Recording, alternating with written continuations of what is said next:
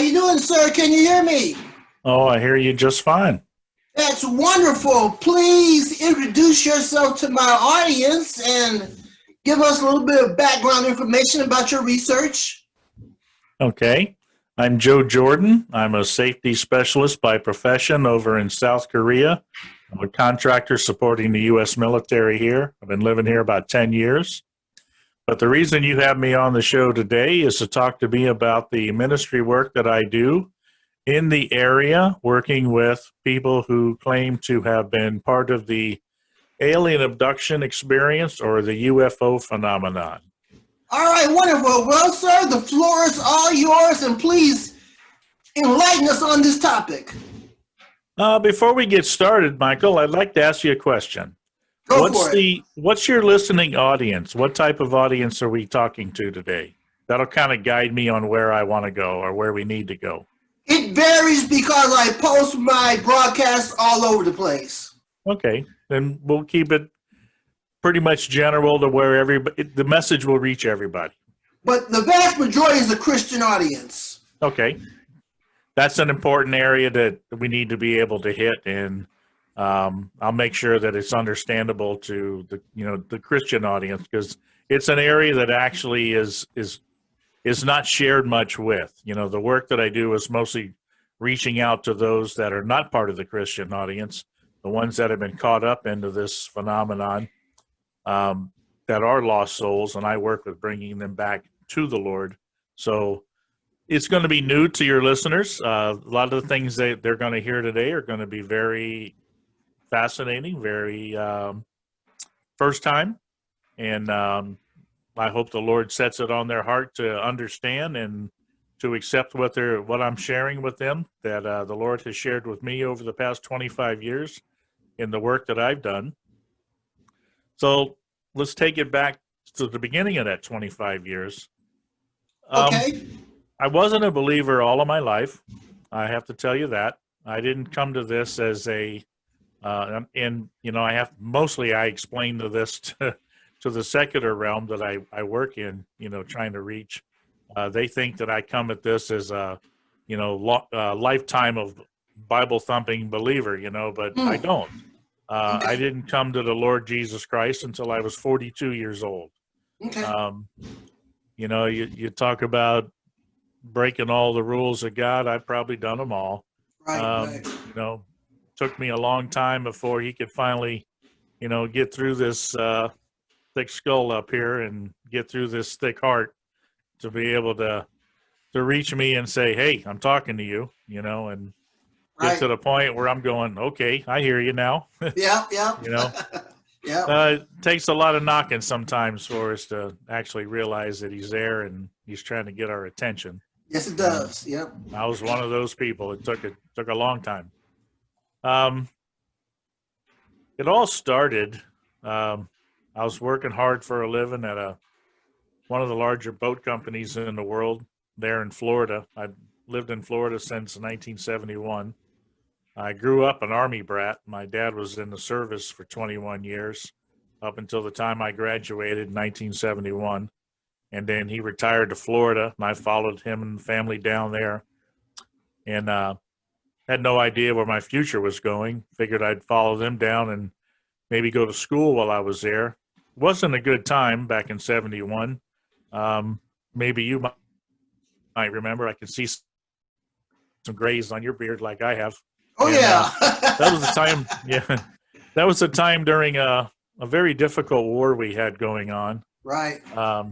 A lot different than the war we have going on today that, people are concerned about.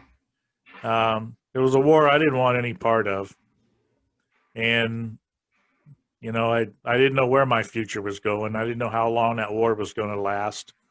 I wanted to do anything I could to not be part of it. Everything we were seeing at the time, by that time, 10 years into that war, it wasn't a good thing. There was a lot of bad things going on that people didn't want to be part of it. We wanted out of it at that time. Right. So I followed them down to Florida. Figured I'd start college while I was down there and see where my life would go from there. Well, I ended up getting jobs, along the way, got some schooling done, and then moved on to working and eventually into raising a family. And I was working at the boat company for 20 some years. And I had an opportunity to take some vacation time. And my brother, who did go into the service later, he's much younger than me. After the war was over, he graduated high school, went into the Air Force, spent a full career. But he was stationed up in Alaska, in Elmendorf, Okay. in Anchorage. And I had some vacation time. I got saved up and ended up with some free round trip tickets for flying. And I thought, you know what? These round trip tickets are good for anywhere in the continental United States. And Alaska's part of the continental United States. Okay. So I decided I'm going to take these tickets as far as I can make them go.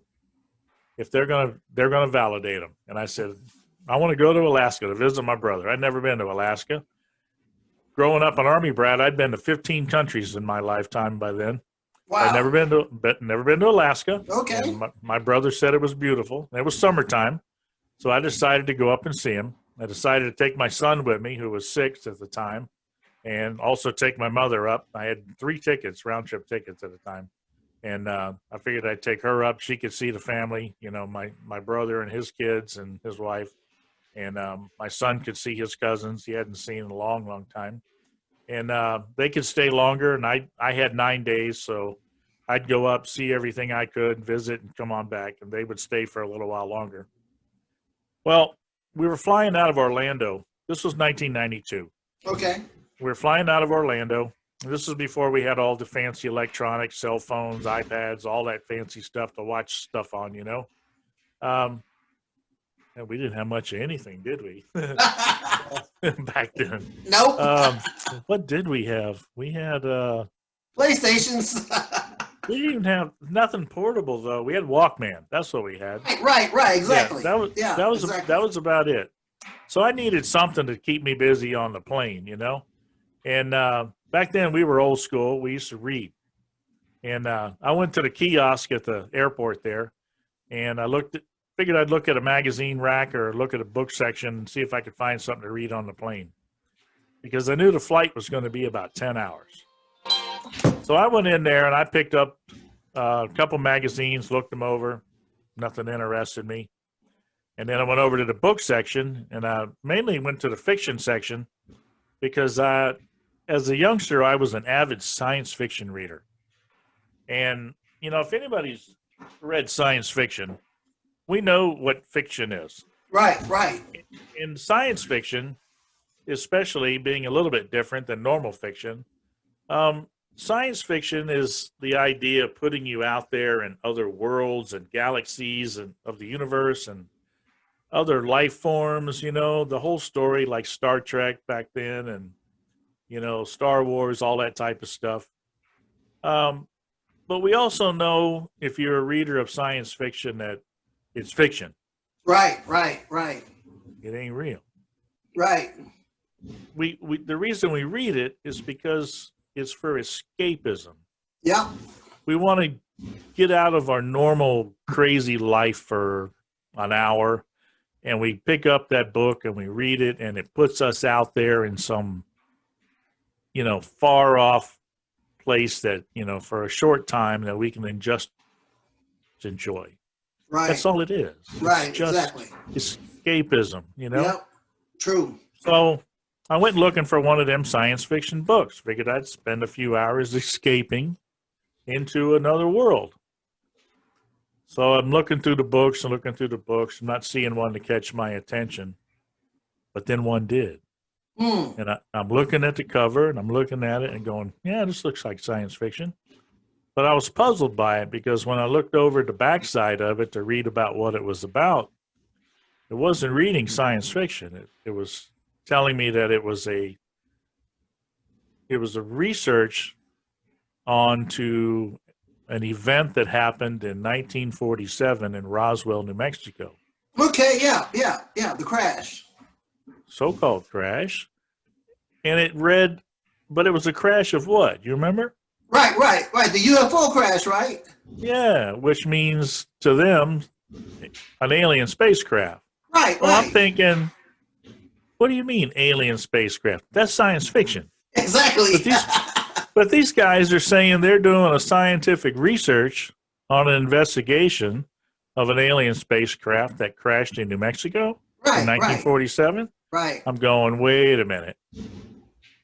On one hand, it's science fiction, but on the other hand, it's saying they're doing a real life study. Mm, That don't make sense. right. So they're blurring that line, that nice dark line that separates fiction from reality. They're Okay. trying to gray that line. And I said, you can't do that. There's a definite separation between reality and fiction. Exactly. So this puzzled me. So I said, I got to check this book out because I didn't believe in this stuff. I knew what fiction was. I knew this outer space stuff was just storytelling. And I Mm-hmm. loved it. I really loved it. I loved Star Trek. I loved Star Wars. But I knew when I walked out of the theater or when I turned that TV off, that was it. There was no more reality to it than the few minutes I saw it on air. That was it. There was nothing to it. It was Right. just a story. So I picked that book up and I started reading it, and boy, it caught my attention. Mm. And I couldn't put it down. Whole trip, any moment I had free, I had to get back in that book. And by the time I got back from the trip, it wasn't a week later, I was done with the book. And all it did was raise a lot more questions. And it wanted me to just find out as much more as I could about the subject matter of UFOs. Okay. I'd been hooked, just like a big fat catfish. I was done. And they were reeling me in. And I'm like, okay, where am I going with this? And before I go any farther, that book that I picked up was UFO Crash at Roswell. Okay. Okay. That was a book that brought me down the rabbit hole, so to say. And I spent a long time down that rabbit hole trying to figure out what this was about. Right. Like I said, I didn't believe this stuff. Now, keep in mind, at the time that I was looking at this from the very beginning, I was what you would call an agnostic humanist. Okay. What's an agnostic humanist? That's somebody that don't believe in God or don't even care whether there is a God. My whole focus on life at that time working at the boat company was pretty much making sure I got a good paycheck, I could support family, and I could have a cold beer with my friends on the spare time that I had. Okay. That was life to me, you know. I didn't have a lot of worries, and I didn't think much about past that. You know, wouldn't need to. As long as I had the basics, that was it. Right. Well, as I started looking into this subject matter, there on TV on Central Florida channel, on the news channel there out of Orlando, they had a little segment one night about new businesses in the area because that's right around Disney, SeaWorld, Universal Studios, all that. Okay. And there's a lot of other businesses, tourist businesses that pop up, and they give them a little notice. They do interviews with the owners and stuff, and they give them a little advertisement. Well, one night I'm sitting there at the house, not long after I got back from the trip, and they're interviewing this couple, and they are just opening a brand new UFO museum on International Drive. That's where all the attractions are. How about that? That's what I said. How about that? I said, so if these guys are opening up a museum for UFOs, I said, they got to know things. So I'm going to make a trip over and see them. So as soon as I could, I set up a Saturday morning. I went over. I found a place. It was on the second floor of a little mini mall. Very expensive rent in that area, I know. But they wanted it's all about location, Right. And they had set up a really nice little museum. And, there's no UFO artifacts or anything, but the way the museum was, it was a walkthrough museum with about all the historical events of ufology. Ufology meaning the study of UFOs, its history from the beginning to present. and had all newspaper articles and magazine articles and all sorts of things. So it was a nice education to go from beginning to the end of this little museum. And I thought, wow, this is great. I learned a lot, just in a short little walk to this museum. And when I got to the end of it, he had a little sales counter there with all sorts of books and magazines and stuff on it. And I checked out a lot of the stuff he had there, not knowing what to grab or, to buy from. I didn't right away. I ended up talking to him and tried to get him for information first. But I did notice some of the books there kind of puzzled me. Because, again, they were blurring those lines again, Because I'm looking at these books and I'm thinking, well, first of all, I'm dealing with a blurred line between fiction and reality on flying saucers. And now I'm looking at these magazines and books he's got for sale in a UFO museum, and they seem to be of a spiritual nature. And I'm thinking, well, what are these books doing here in this place? What have they got to do with this phenomenon? Okay. For some reason, I didn't want to pay them no attention. Right. they just didn't feel right. So right. I'm still on the first part trying to figure that out. Right. I stayed with the first part. Yep. So I started asking him a lot of questions, trying to get as much information out of him. He did tell me that he belonged to a larger organization, a nonprofit organization, a research organization, the largest one in the world, called the Mutual UFO Network. And at any one time, they average about 5,000 members worldwide. And they have scientists, researchers, consultants, field investigators, all through the organization. It's structured to follow up on sighting investigations. Okay. Like I said, it's a nonprofit organization. Anybody can join. And you can come in just as their monthly journal subscriber.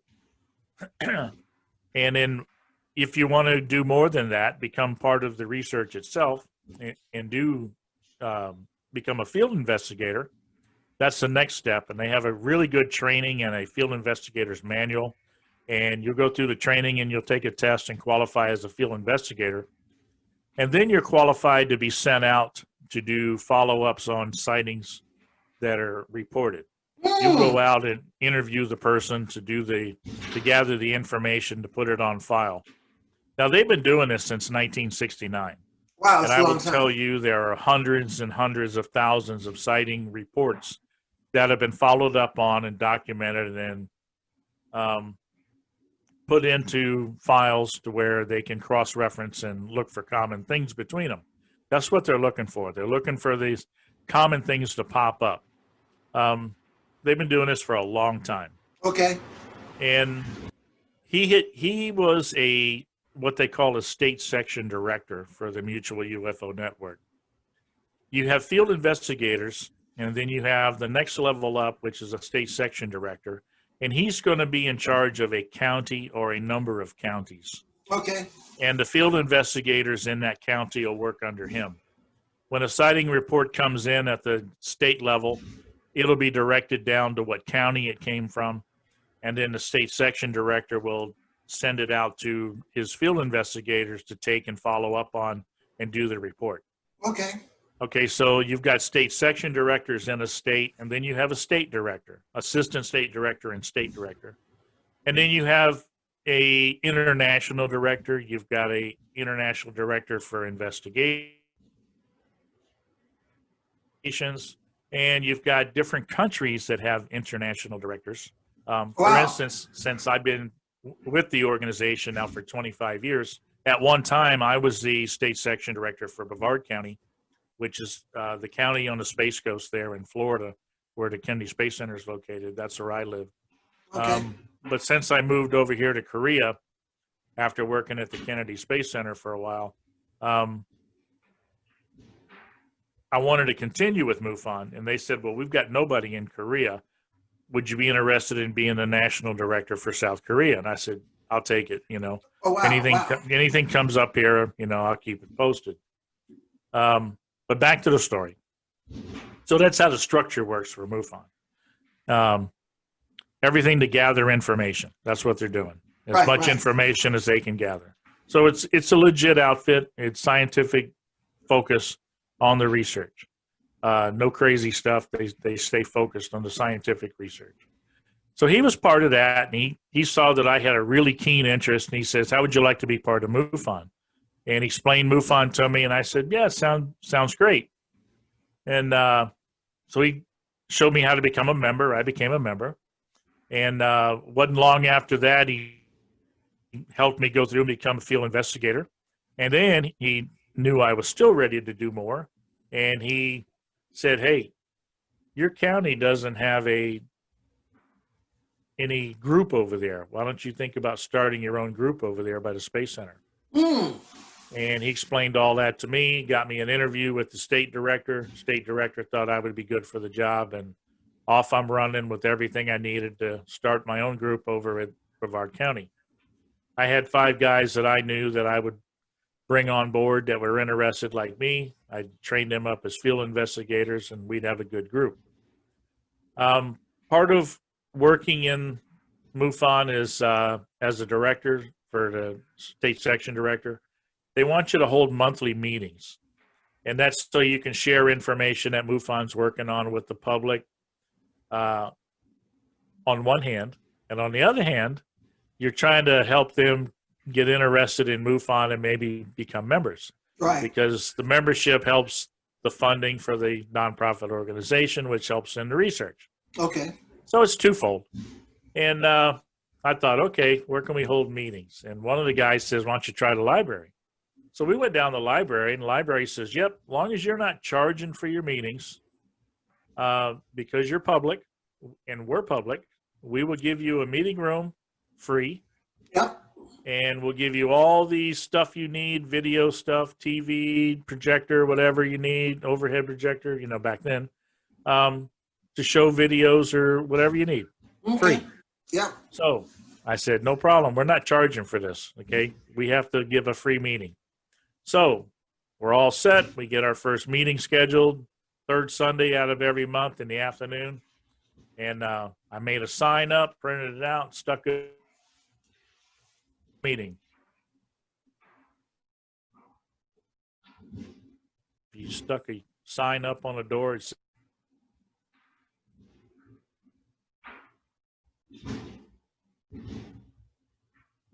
let me tell you what,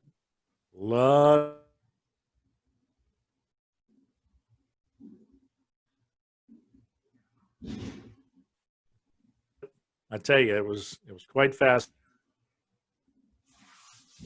Our first meeting, we had probably 20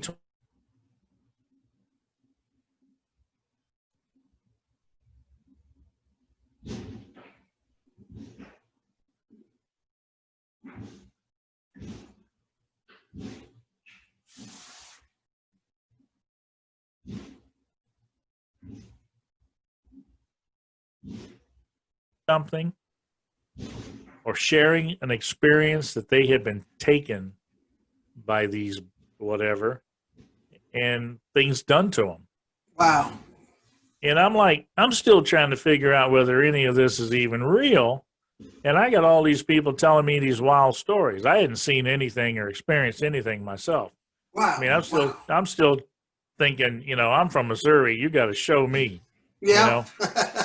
And these people, they're flat out believers. You ain't got to show them nothing. They're sold, And I was kind of taken back by that, how just absolute convinced these people were. But yet there was no evidence anywhere. 70 years, 50 years at that time, that MUFON's been at this, and there's been other groups that have been at this looking for the evidence. But yet today, even now, today, 70 years, there's not one shred of evidence of anything from out of this world visiting this planet. There's fuzzy videos, there's fuzzy pictures, there's marks on the ground, there's things like that, but none of that gives an absolute evidence for anything from another world. None of it. None of it. We have zero, zip, nada, nothing. Okay. I mean, anything beyond what I just said, zero, zip, nada, nothing, Hmm. is just belief. Wow, that's strange. Okay. So you have a lot of people that have a belief, but there's no evidence for it. And that's what we're going to get into here in a bit. But all these people that were coming to us, you know, they were looking for they were wanting their questions answered. They thought that because we were MUFON people and we were the investigators, and you know that we had all the answers. Well, Right. we didn't have any answers. We were looking for the answers just like they were. So it was kind of disappointing to them at first, but then they realized that we were there to try and help them. You know. Okay. Whatever way we could with the tools that we had that maybe they didn't have, we were trying to help them. So as the meetings went on, we would listen to their stories and make note of them, and you know, just like regular researchers were doing around the world, but we had our own group of people to work with. There was one group of people that were really hard to work with. Not hard to work with, hard to listen to. Hmm. And these people, they were not happy people. Their lives had been utterly turned upside down. Wow. They were distraught. They were unhappy. They have lost relationships with their friends and families. Some of them had lost jobs. It's like they were suffering from PTSD, like our veterans are suffering from. Right. So something terrible had happened to these people to cause them to be reacting this way. And they were pointing to their experiences. These were the people that claimed that they had the so-called alien abduction experience. Okay.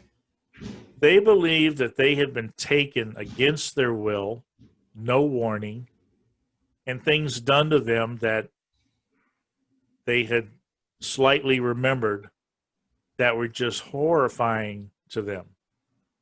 And there was nothing they could do about it. And there was nothing that they could do to get other people to believe them. Mm. You know, that's a horrible state to be in. Yes, it is. And never know when it's going to happen again. And to never have any hope to be able to make it stop. You know, that is an absolute horrible feeling to be in. Yes, it is. And the statistics on this, when you get into the study of this, looking at the statistics of alien abduction, the polls that have been taken over the years estimate that there's probably been over 2.5 million people in America alone that believe they have had this experience. Wow. That's a lot. That's a lot. So something is going on here. Something is going on to a whole lot of people. Their stories are very similar in one aspect, but very different in another. Mm. In general, they are very similar, but in ultra detail, they are very different. And that's puzzling to us as researchers, because it kind of raises a red flag.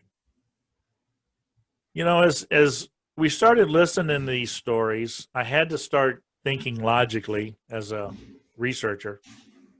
And I talked to my field investigators and I said, guys, you know, we still got a job to do to follow up on sighting reports, which we were doing. And I said, but the other thing, if we're really going to do hard, honest research and maybe get to the answer to this, we need to be looking at the most direct point we can. And I said, I believe that these people who are having this abduction experience, they believe that they're being taken by the people on board these crafts and piloting these crafts that we're following up on with sighting reports. So if you think about it, these people that are having the abduction experience are the front line, not the people seeing the sightings. Right, right. That makes sense. Okay, that makes sense. So I think we should put our focus on the abduction phenomenon, not give up on the sighting report, because that's what we're called to do by MUFON, but let's put our personal focus over here on the abductions and see what we can find. Okay. They agreed. Okay. So what we decided to do was consume as much information as quickly as we could from the other researchers that have done abduction work. First of all, MUFON was not set up to do abduction research. There was no way you could scientifically investigate the abduction phenomenon. They can do sighting reports and stuff like that, but there was no way to do the abduction at the time.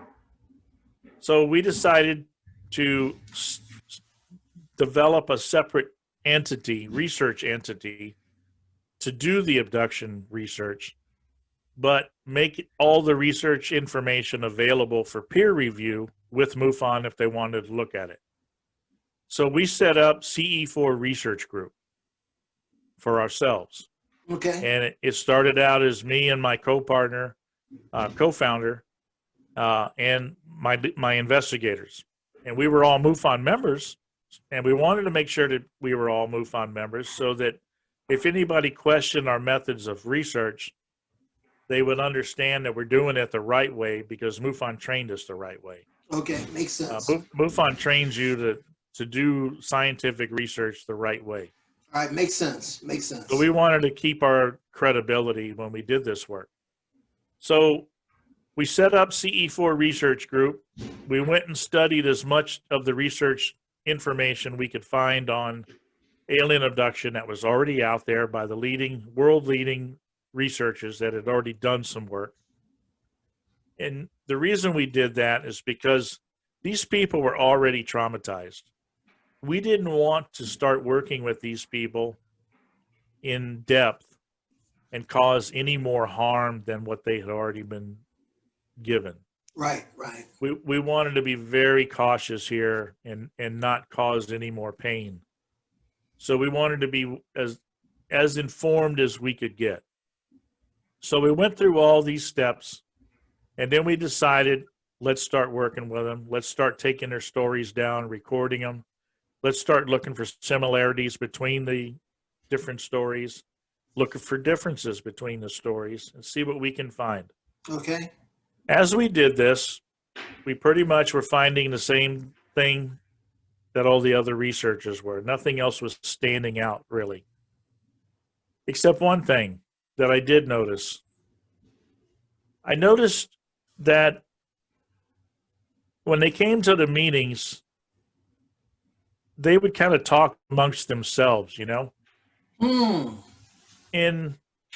Outside of talking to me. Because, they felt a bonding between each other. Right, I can understand that. Yeah. And I'd listen to them, I'd overhear conversations. And I realized that some of the things they were talking about is ways that they were trying to look at to help each other. Things that they had looked at that maybe you would try this, maybe you should look at this, things that each other were looking at to try and help their situation. Just dealing with it, Right, right. And as I listened to it, it started to bring back a memory of, and I mentioned it earlier, those magazines and books at the sales counter in my friend's museum. Remember those spiritual books? Yeah, the spiritual books. Yeah, okay. Yeah. There was a connection there. And what I was seeing, the spiritual connection, was New Age and metaphysical. You know what I'm talking about? Yeah, that's a dark door. I've done lectures on that. Okay. That was the source of the spiritual connection. These people were using that connection to try and help themselves in this experience. Well, keep in mind, I'm an agnostic humanist. I don't know nothing about spirituality. Right. whether it's good or bad or whatever. But or somewhere in between. oh yeah, but I realized that something was attracting them to this, and I needed to look and see why. Mm. Okay, because it has to do with the experience in some way that it's attracted them to this thinking and this belief, and it had to be part of the phenomenon in itself in some way, or it wouldn't be there. Right. Okay, that makes sense. Okay. So I started to explore it. And it wasn't long before I got sucked into that hook, line, and sinker. Hmm. And I spent the next 4 years actually as a New Age metaphysical practitioner myself. Okay. Because I didn't realize myself that I was missing something in my life. You know, being an agnostic humanist, you try to think that you can live without God. Right. But you don't realize that that hole is there, and you don't really realize that something's missing. But as these people opened me up to something, I realized that there was something missing, and that's what these people were doing. We're trying to fill that hole. And as I filled that hole with this belief that they were following, it satisfied for a time. Now, keep in mind, when I first started looking at this UFO phenomenon, I was looking at it from the perspective of an agnostic humanist, Right. somebody who looked at it from the nuts and bolts perspective. Right. Right. That's all if it was going to be there, it was going to be an extraterrestrial biological entity with a metal craft, and that's what it was going to be if it was. Right. Right. Right. Okay? That was my worldview. That was my perspective. When I started looking at this and getting involved in the spiritual aspect, this New Age metaphysical phenomenon, I was now able to see this phenomenon from another perspective. Right. A New Age metaphysical perspective. And I tell you what, it gave me a whole different view of what this phenomenon was.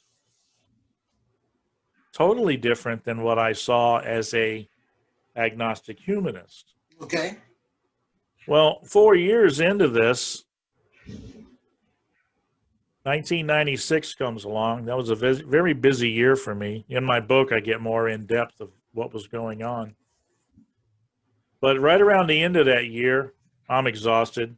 I've been doing this research. Been doing it, 4 years now. Into all sorts of other stuff at the same time, working full time, raising family. But I was a single dad, and had a girlfriend at the time. She was working with us in the research, and I was glad she was, because a lot of times, most of the time, when you work with alien abduction people, it's primarily women. Oh, I didn't know that. It's primarily women. Very rarely you get a man that says he's an alien abduction. I wonder why. There's some thinking on that, and we'll talk about that later. Okay. I got my thoughts on that.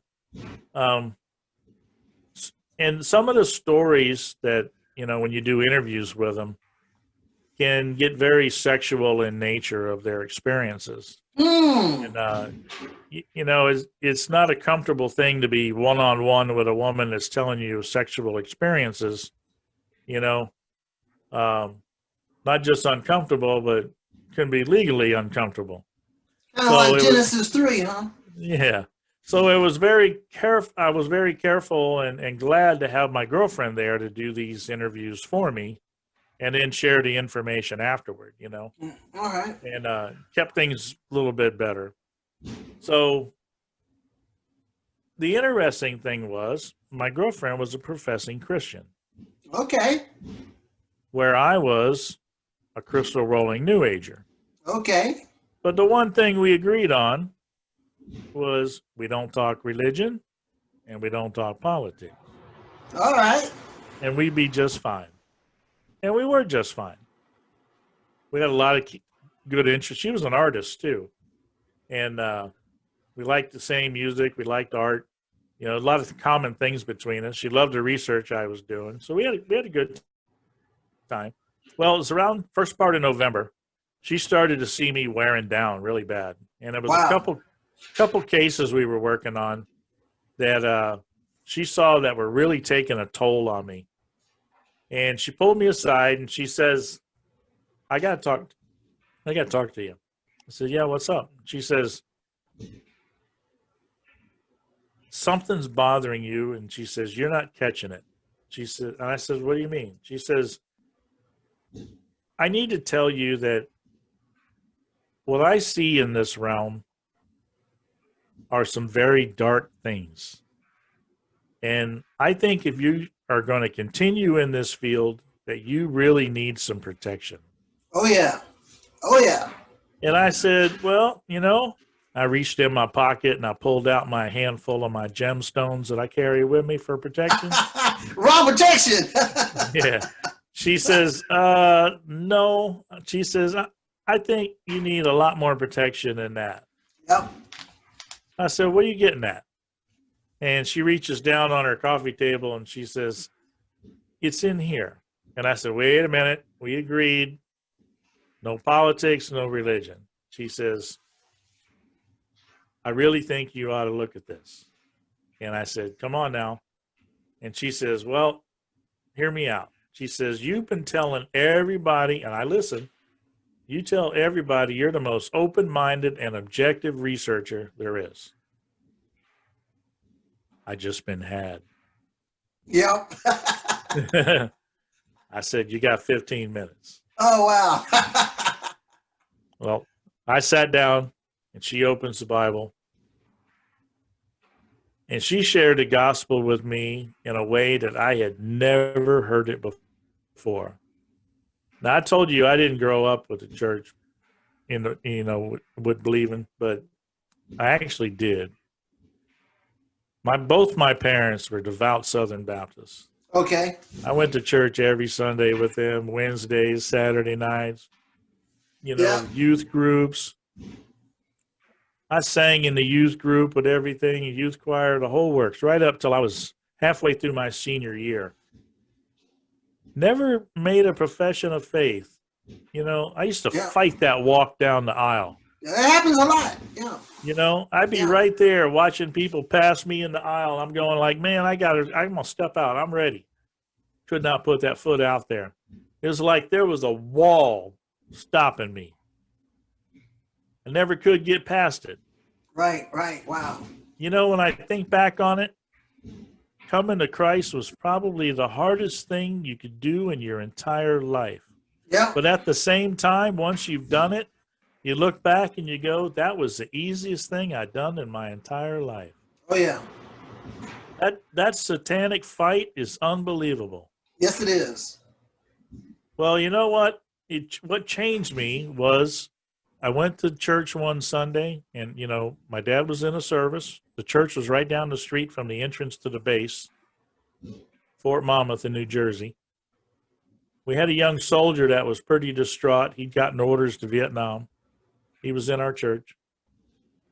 And the pastor stopped and wanted to pray for him. The pastor made a comment. He said, this is for God and country. And that took me back. And I said, wait a minute. For country, I understand. But I never heard God tell me I got to go to war. Right. And I thought something wrong right there. Yeah. And that's when I left the church. So may not have been God's fault, But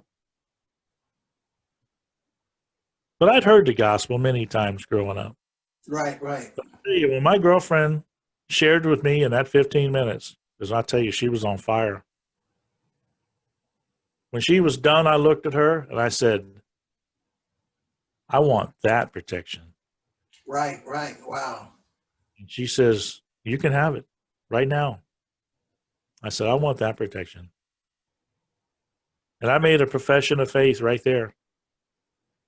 That was November 10th, 1996. Wow, Marine Corps birthday. Yeah. And I was baptized a weekend later in my parents' church, little church there in Titusville, Florida.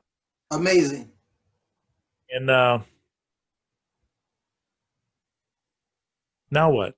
Now I'm a Christian. But what's a Christian? You know, I'm still a UFO investigator, but what's a Christian? I want to know what a Christian is. I'm still a researcher. Right, I'm still a guy that wants to know things. So tell me what a Christian is, because I want to know what that is too. Well, my partner that helped me find CE4 Research Group, he happened to be a Christian too. He never shared his faith with me. Wow. How about that? Yeah. He says, well, now that you come to my side, he says, let me tell you some things. I said, it's getting good now. Yeah. He says, I got this, because he worked at the Space Center as a quality control. He says, I got a friend that works with me at the Space Center. He's a believer too. And he's got this study group, this study program. Back then, program meaning VHS tapes. Yeah. It's a collection of VHS tapes, 14 of them. And he says, it's we're going to do one a night. And he's invited us to his home. He says, we'll teach you up right away on what being a Christian is. I said, well, I got 2 weeks off over the holidays from the boat company. We can plan to come over every night, watch a video, do a different one every night. I learned more in that 2 weeks than I could in 50 Sundays about about the Bible and what a Christian was. And I thought, this is what I need, you know. And it was about the fifth night we were on that study. I'm sitting there in his living room. My partner's there. The guy with the videos, he's there. It's his living room. And the guy giving the videotape, doing the talks on the videotape, he comes on. We plug the tape in. He comes on. And he goes, the lesson for today is spiritual warfare.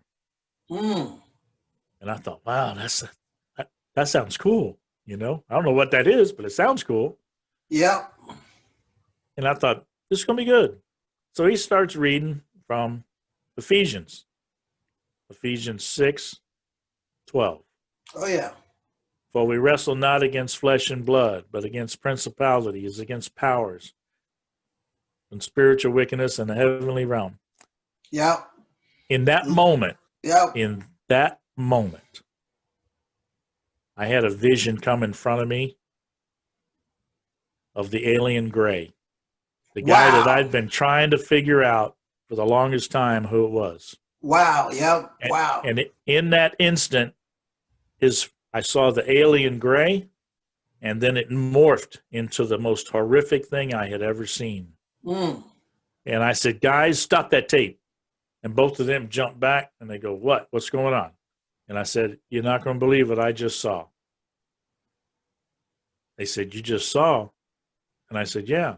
It was right here in front of my face. And I shared with them what I saw, and I said, what this I've been dealing with is not something we should be part of. My partner agreed. He says, I kind of felt like this all along. I wasn't sure. Well, the Lord showed me, he says, this is what this is. So I said, I don't want to do this anymore. I don't want to be part of this research anymore. This is not what it is, not what it seemed to be. Right. So I said, we're going to put it away. My partner agreed. We were going to go tell the group. We were going to shut it down. Well, about a week went by, right after Christmas, right after New Year's. I get this small, still voice telling me, you're not done. I'm like, who's not done? You're not done. I'm thinking, you know, they say the Lord talks to you, but man, I'm just a brand new believer. What do you mean? Well, let me jump in real quick. Yeah. When God speaks to you, you know it's Him. Oh yeah. I probably heard His voice maybe 3 times in my life, but those 3 times I knew it was Him. Well, And I knew it was important. this is the only time that I can say that I've heard him. Yep. Is in this time period, 25 years ago, and with no doubt, and my life changed from that point on. I didn't need to hear him again. Right, Everything right, else, right. everything else was already done by then. Right. Crystal clear. And I said, Lord, I says, no, I'm done with this. I said, you got me. I know what this is now. He says, I'm done with it. I'm going to put it away. He says, you need to take this back to where you came from. I'm thinking to myself, back to where I came from. I said, Lord, I can't take the word of God back to where I came from. These people don't believe you. They don't believe your word. I says, I can't do that. You got to give me something better than that. So I'm talking back to God. Nobody told me as a new believer you don't talk back to God. Right. But I did. Right. I thought, okay, I figured that'll stop that, And no, about 2 weeks went by, and here it comes again. You already have it. Already have what? You already have what you need. So I went and talked to my partner, who was a believer. I said, you're not going to believe this. He was pretty freaked out. He says, God talks to you? He don't talk to me. I said, well, I guess it was God, but let me tell you what I heard. He says, so we already got it. He says, what do we have? I said, the only thing we got is recorded stories of people who have the abduction experience. Okay. I said, do you remember anything in there that would be important enough to take back to convince people what this was? He says, I don't recall. I was right there with you. He says, I would have caught it. So we went back and started reviewing these tapes. Sure enough, we catch this guy, Bill D. Bill D starts telling us his story about how one night he's having this experience, abduction experience. And during the experience, he feels like he's being levitated up on a pole shoved up his rectum. In sheer, utter fear and pain. And the only thing he can think to do, because he's just started attending a little church and become a recent believer, and they taught him one thing in that little church that he remembered.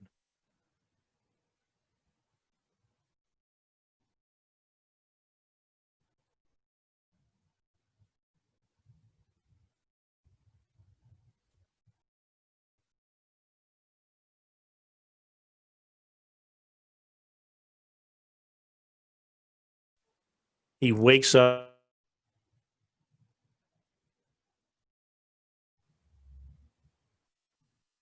Now, is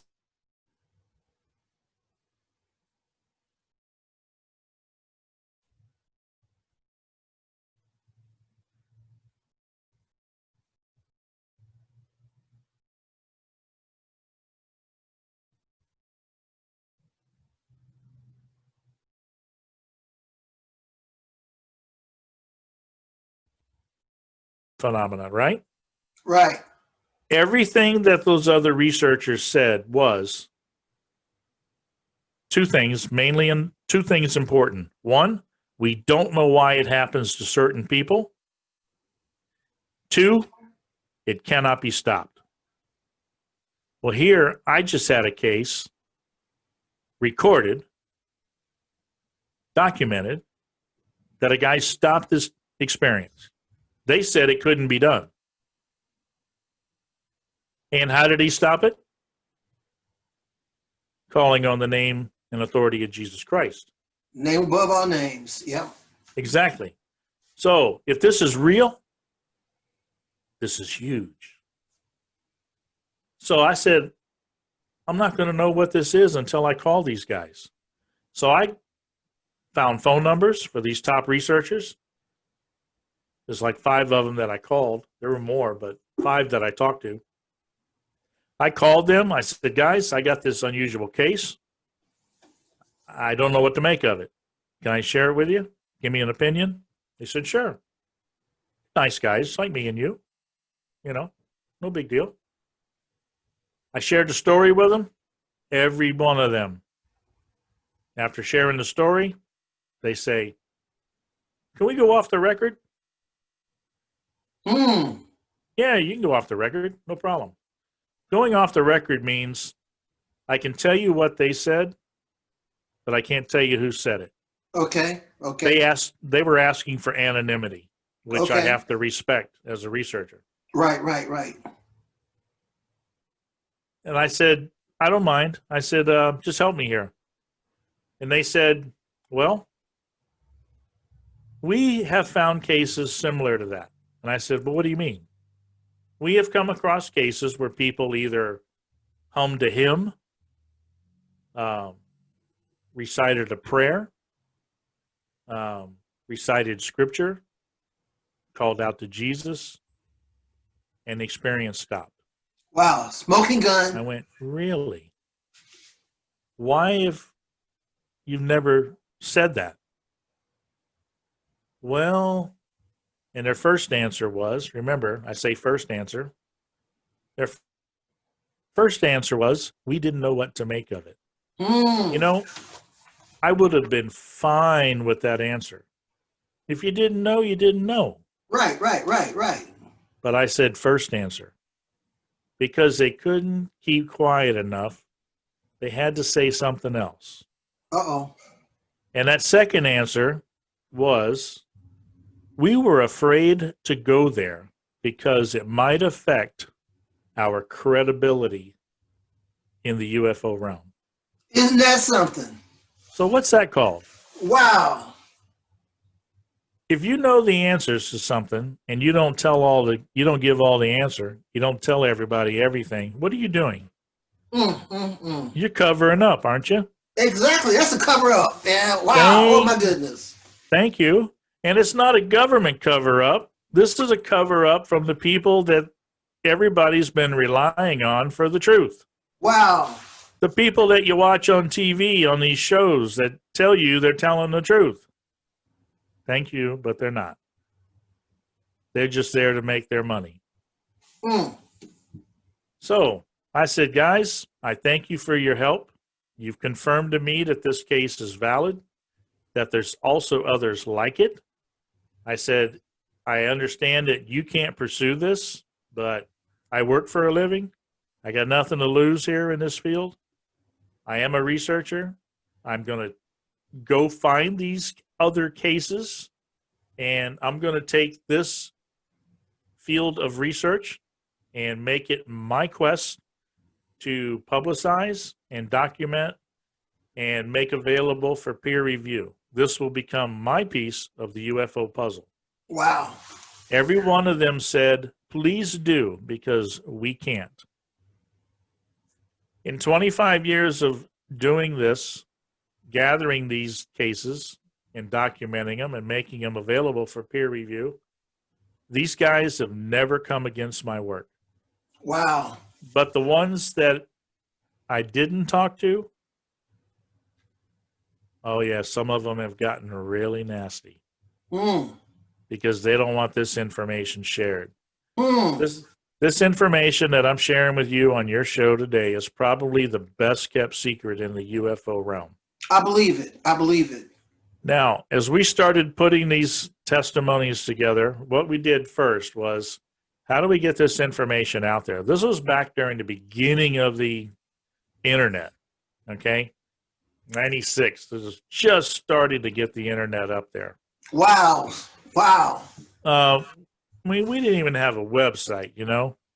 My partner had a computer. I didn't even have one. I was using web TV at the time, you know. I mean, there was some stuff out there, but not much. Right. And so we put it out there. I talked to my newspaper buddy, the Today newspaper in Brevard County. My buddy Billy Cox. He's a well-known reporter, been around a long time. Yeah, that name sounds familiar. He's been involved in the UFO phenomenon. He was there for the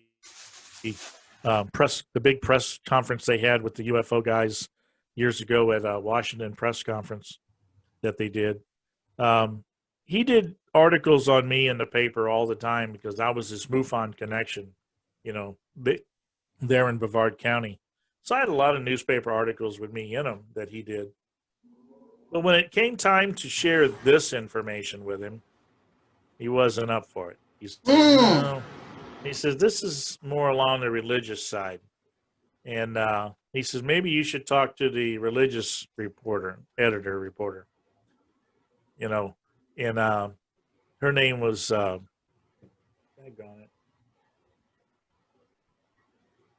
it. It'll come to me in a minute. But talk to her and see if she might want to do the article. So I went over and talked to her, and she says, this is huge. And I said, okay. So this gal did a 2-page article on us. And it got in the paper, Sunday paper, in the people section. 2 pages in the people section. Me and my partner, and the whole article on our work. And we only had like 50 cases at the time come in that we were dealing with. Okay. And I thought to me and my partner went, wow, we made it big. You know, we got a 2-page article Right. in our local paper. And we had no idea what that 2-page article was going to do. We thought we were big because we were in our local paper. Right, But right. the next couple of weeks went by, and I started getting phone calls. Mr. Jorden, this is so-and-so, and I just read the article about you in my local paper, and I'd like to tell you I'm one of those testimonies. Wow. I've been able to stop this experience through Jesus Christ also. And back then we had ID callers on your phone, little Yep. thing you add to your phone. Yep. And I'm looking at it and I'm going, well, that ain't my area code. I said, where are you calling from? Oh, I'm calling from Utah. And I'm saying, what do you mean your local paper? Oh yeah, the article was in my local paper here in Utah. And I Wow, said, what a blessing. they said, yeah. And I said, this ain't right. And I was getting calls from everywhere. So I called up my buddy Billy and I said, Billy, help me out here. It says, this article that she wrote in our paper, I'm getting calls from all over the country, people saying it showed up in their paper. I said, what's up with that? He goes, well, you know the Today paper is owned by a bigger company, right? I said, no. He says, we're owned by the Gannett Corporation. Mm. And the Gannett Corporation owns subsidiary companies all over the U.S. He said they picked up that article from her, and it went all over. So it's like, cha-ching. Wow. We couldn't have marketed this any better ourselves. This is Wow. God's hand doing this. Oh yeah, definitely. And then there was this new upcoming website at the time called CNI News. And this guy picked it up, the article, put it on the internet, and now it just went worldwide. And we were getting calls from other countries. And then about 6 months later, a buddy of mine says, you heard of Flying Saucer Review? And I said, yeah, it's the most noted UFO magazine there ever was out of England. He says, you better get last month's copy. I says, why is that? He says, you're in it. I went, what? He goes, better order a copy, which I did. And what they had done is they picked up the article. Didn't bother contacting me at all. They just picked up, Rita Elkins was her name, the reporter. They picked up Rita's article, printed the entire thing in their UFO magazine out of England. And I thought, wow, how big can this get? That's amazing. That is amazing. And that's God's hand taking this. So that started us out there, in a way that we could have never done this ourselves. That's God's hand in this. And that just propelled us into the UFO realm as CE4 research over the next 25 years. Over the next 25 years, I've now worked with over 600 so-called abduction cases. I've got about 150 of testimonies up on my website. in my book that I just had come up on Amazon, published on Amazon, Piercing the Cosmic Veil. You can find it on Amazon now. Okay. I've got over 60 never before seen testimonials of people who have terminated their cases through the name and authority of Jesus Christ. I've still got about another 70 testimonials that I'm hoping to put in the next 2 books that I'm working on that have never before seen, and they're still coming in. Every time we do a show like this, every time I do a conference, every time the book gets out there, somebody new, hey, I've got a testimony like that, and they email them in. It keeps coming in. The question over the years I ask is, how many testimonies do you need to see that this is not alien? This is demonic. Wow. Because well, why would they respond to a name like that? Right. I kind of came up with that conclusion a few years back, just talking to other Christians and putting one and one together and thinking about, Ephesians, about the principalities. I said, you know something? It's a whole lot of stuff going on that can be explained by demonic influence. Exactly. Well, now you have the evidence for it. Right. It's one thing to say, I believe. Remember, like the ladies believed it, or the people that believe in UFOs, they Right. believe in aliens. Exactly. There's no evidence for it.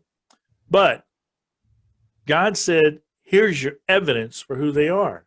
Right, exactly. Okay? There is no evidence. Gun, yes. Yeah, there is no evidence for aliens, but I give you all the evidence for it being demonic. Wow. Do you know that there's another aspect to the UFO phenomenon? It's called contactees. These are people who not only have the abduction experience, but also have extensive communication with the beings. Wow. The entities. Now let me jump in real quick. Okay. One thing I've noticed by watching various lectures and listening to certain people that claim they're talking to these folks and that folks, they always try to discredit the Bible. That's where I was going with this. Every communication that comes from these entities, these beings, are always anti-God, anti-God's word, anti-Christ, anti-creation. Yep. And they always want to give you something prophetic that has to do with some kind of end time scenario. Exactly. Which never comes true, It's they always want to share a new gospel. Right. Right. There's one out there that's been out there about 15 years now, if not longer. It's a cult group, but they're quite well known in the UFO realm. Just in case your listeners come across them, they're called Allies of Humanity. Okay, I'm gonna have to do a show on that one. Marshall V. Summers is his name that leads that one. And if you look at his stuff, that's exactly what he's talking about. A new gospel. Wow. And yeah. We're warned about new gospels, Exactly. Yes, we are. And sure enough, they tell you that's the first thing they want to brag to you about. Oh, there's a new gospel. Yeah, okay. Well, have you found this to be, not shocking, but there is a growing amount of people that believe mankind was placed here by aliens? Oh, absolutely. That's kind of the whole idea behind what the enemy's trying to do. One of my early mentors in my work was Dr. David Allen Lewis, and he wrote a book in the 90s. He was very ahead of his time in all of this. He was out of Springfield, Missouri, and he wrote a book called UFO End Time Delusion. And the reason that he was fascinated by the work that I had is because everything that he was saying back then, I was giving evidence for. Okay. So he was fascinated when I came along and God had given me the work that I had to do, which were the case testimonies, because, he was putting it all together. It just didn't have the evidence for it. And I had the evidence for it. But the whole idea, the concept that he was seeing, that is this UFO phenomenon, amongst with other parts coming together to be part of it, is what he believed the end time delusion that God would send to, and that it would be such a powerful delusion that if possible, even the very elect would be deceived. So what we're talking about here is one that is going to be so powerful that it's going to be very hard to discern. Wow, Okay? that's amazing, because I'm gonna tell you something. A few years back, I had the idea that the Antichrist would land on Earth in a UFO. And then I said to myself, Mike, that's crazy. That doesn't make any sense, you know? And then slowly but surely, God started bringing that back to me. Hang on to it. That's what he believes.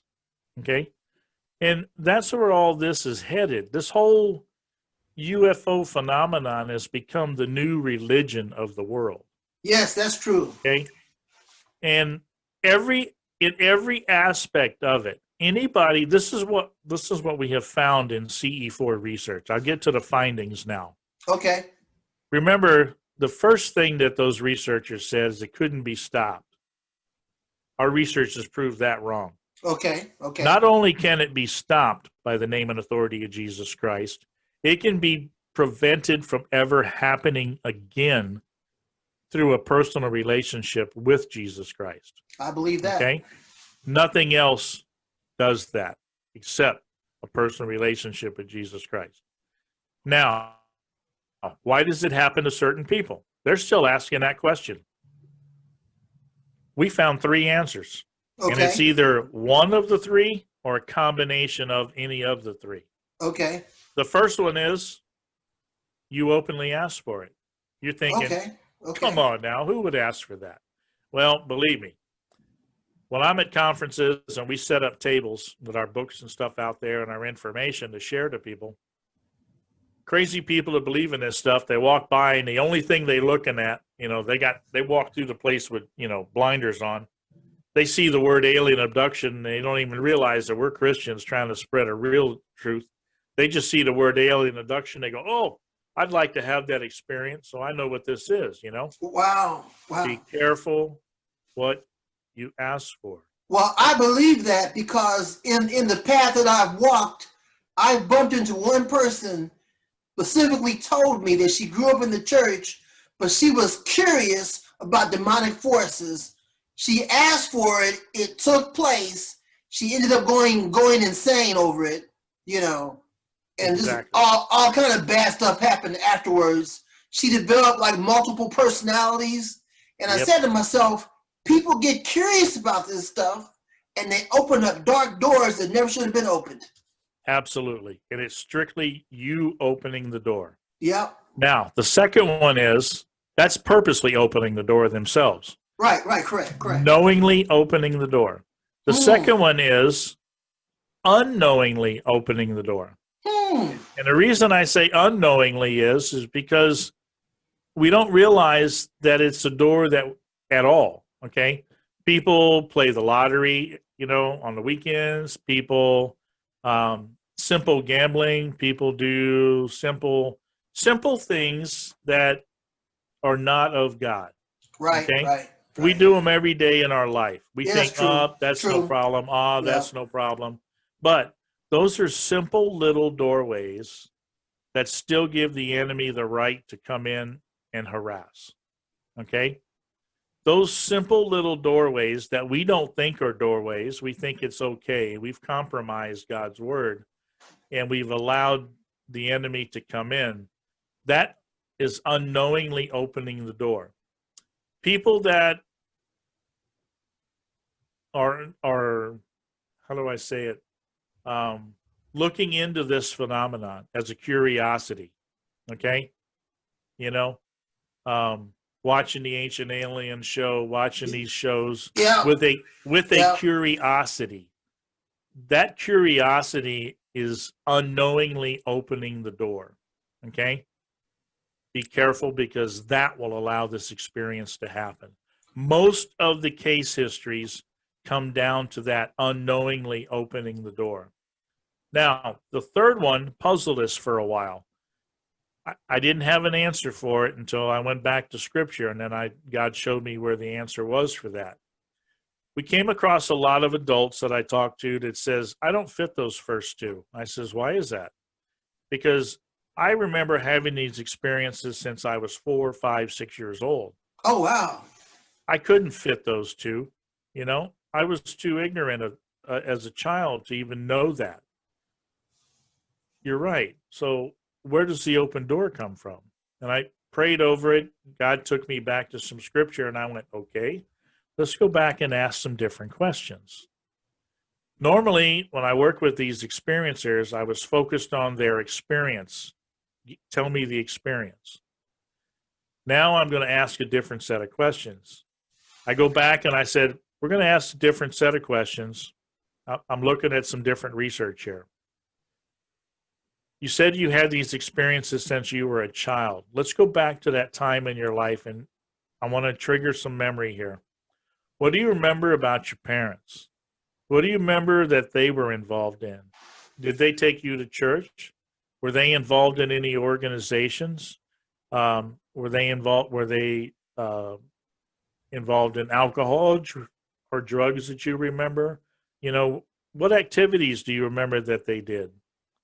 Every time I found the open door with the father or with both parents. Scripture tells us that the spiritual head of the household is the father. Exactly. If the father does not keep that spiritual covering over that family, those family members are as susceptible to the wiles of the enemy as he is. True. So it's very important, gentlemen, that we keep that spiritual head and covering over our families. Okay? So we found answers to both of the questions that the secular realm is still asking. This is huge. Now, are people really getting abducted by aliens? Good question. No. Are people being taken anywhere? Our research shows no. Now, a lot of people who are actual experiencers are going to hate me for that, because the experience to them is so real that they can't separate reality from non-reality. It's What a is possession. happening? Huh? A possession then. Yes. What is happening here is during the dream state, the enemy has the ability to affect our minds. True. True.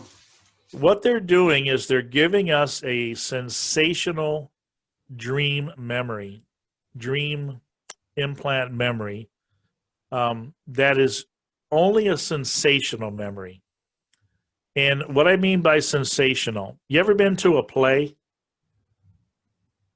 You know when you go to a play, even if it's a high school play or a professional play, just a play, and you're sitting in the audience, and you're looking at the stage, and there's actors on the stage, and then the stage itself, let's say it's a stage setting of a living room. Well, they may put a couch and a couple chairs there and a table with a lamp on it and a bookshelf, and you go, oh, that's a living room setting. But everything else isn't there.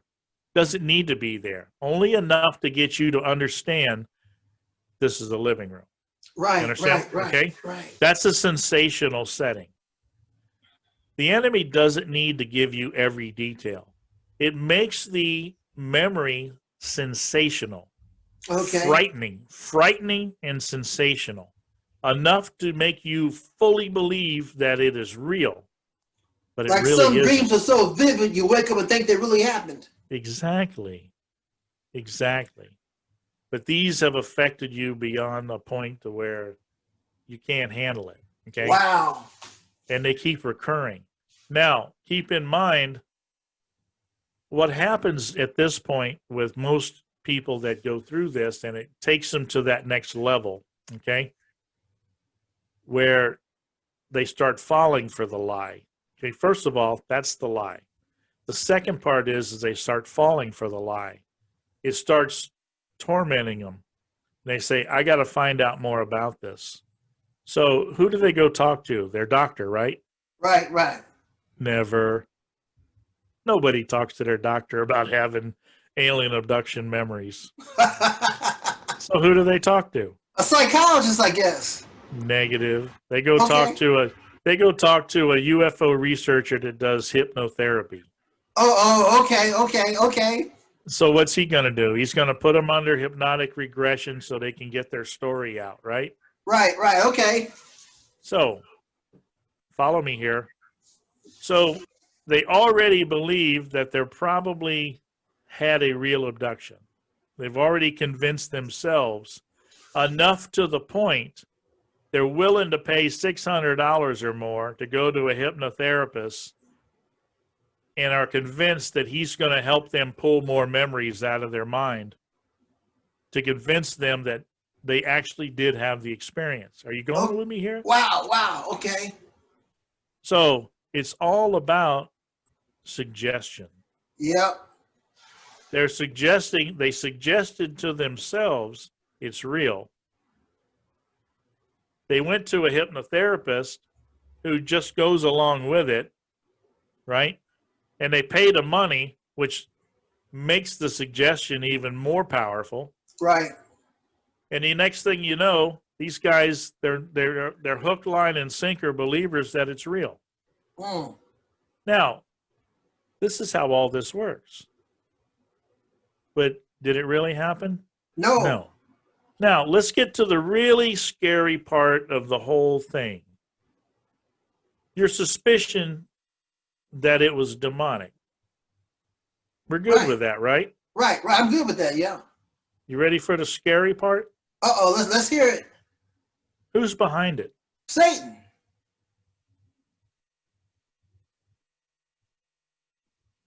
Think about it. If this is part of the end time delusion, who's behind it? Has to be the Antichrist. Come on, got to go higher than that. Okay, who's sending the delusion? Oh, God said I'll send you strong delusion so you'll believe a lie. Think about that. That makes sense because I've asked myself, how can you fall for this false doctrine when the Word of God is clear on what it says? This is how you separate the wheat from the chaff. Wow, that's amazing. Wow, it's biblical though. It's all biblical. Now that's scary. Oh, it's very scary. He's allowing the enemy to do the work. But this is how big this is. If your walk with God ain't right, this is not the time for it to not be right. That's like him giving people up to a reprobate mind. Exactly. That's what this is. Oh my goodness. Wow. I knew that was deep, but I never realized how deep. Wow. It's deep enough to get the waders on. Oh yeah. Wow. Oh my goodness. Man.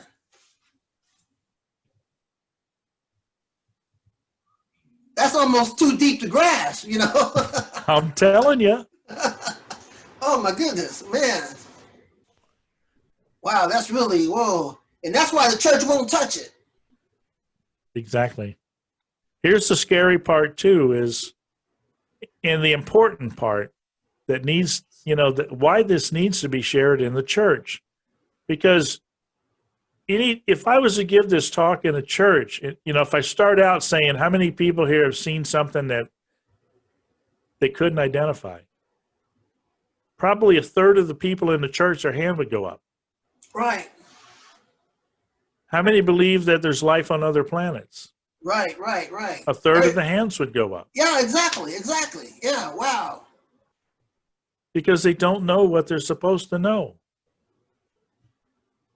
How many of your kids or your grandkids, I'm talking to the congregation now, follow Ancient Aliens or Star Trek or Star Wars and believe that there's potential for life out there? Wow, probably 75% of the people there. Exactly. Unknowingly opening the door. Mm, And they don't have the ability to share with their own kids and grandkids the truth. mm. Everything that God gave me this year to put in that book can be put in their hands to share with their kids and grandkids exactly what this is. The Wow. most powerful tool after Wow. 25 years of doing this work is available right now in that book that God helped me put together. Wow. Let me tell you something. I've talked at conferences for 25 years. I could never even write a letter to my own brother or sister. I was never a writer. Never a writer. I could not write. I'm still not a writer. But this past April, May or April, I forgot when it was. I'm sitting at the dinner table with my wife, and I just finished dinner. And I looked at her and I said, "My book's finished." "You wrote a book?" "Not yet, but it's finished." "What?" "Yeah, it's finished." "But you haven't written a book." "I know, but it's finished." And tears were just coming to my eyes. Within 3 months, I had that book finished. Wow. All those years of research and gathering data. Wow. It just flowed. It was there. It was his time. Yeah, that makes sense. That makes a lot of sense to me. Because when I think about over 25 years of studying scripture, listening to lectures by professors and everybody, I'm at a point now where I know what's in the Bible, you know. And when I'm talking to somebody, I can tell if they're a Bible reader, a Bible believer, or a doubter. It's Yep. just when the first few seconds I know who they are. Let me tell you something else that this phenomenon does to people. And you'll see it when you talk to people that believe in the alien stuff. The alien phenomenon, believing in it, does this to a person. If you believe in life out there on other worlds, then this is what you believe. You believe that you are a tiny little being on a round rock in space amongst some other round rocks circling a sun in a galaxy of thousands upon thousands upon thousands of other suns with circling rocks, in a universe with a gazillion other galaxies with as many stars and planets and rocks and maybe other millions and millions and millions of other little people. You're starting to feel pretty insignificant, aren't you? Yeah, I've heard that analogy before too. Yeah. Well, what's God say? Well, this is the earth that God created to be inhabited by man, and he put it there And he made all of that out there for who? for his glory. For you. Yep. To show us his glory. Yep. So that we would be in awe of him. Yep. And he gave us dominion over the earth. Yep. Yep. Which one would you want to be? The one that feels so insignificant, or the one that feels like that God made it all for you? I'll take the biblical worldview for eternal life. Exactly. It's amazing, Wow. you know? Wow. Wow. Well, Mr. Jordan, we're getting a little close on time. Is there any way I can have you back on the show maybe within a week? You sure can. That'll be wonderful because I know some of my artists, they're going to have all kind of questions, and I just want to get you back on here because I decided, well, God put it in my heart to do a whole episode on this, to do a couple of episodes on it, you know. And whenever God talks in my spirit, Sure. I know it's something that I need to share. Sure. This can go a lot deeper, I'm telling you. I believe it. I believe it because right now, my head is spinning right now. I just got to do some more digging. I knew this was going to be a little bit of an overload for your show. Well, it doesn't take a whole lot to overwhelm me because I'm a pretty open person. But a lot of that kind of like hit my little central nerve bank and said, okay, Mike, you need to hear more about this. Sure. Let me give you some contact information, so some of your listeners might want to go and see some of the stuff that I have out there. Okay. My website is CE4 research.com. Okay. My YouTube channel, which many of my talks and radio shows and that I've done over the 20 some years are up there, free to look at, is CE4 Research. That's the YouTube channel. I went there about a week Okay. ago. Yeah. The new book that I have out is, you see this? Piercing the Cosmic Veil. Okay. You sent that link to me. Yep, and that's on Amazon, and it's also available in Kindle. If people want it in Kindle, that way they can download it either way.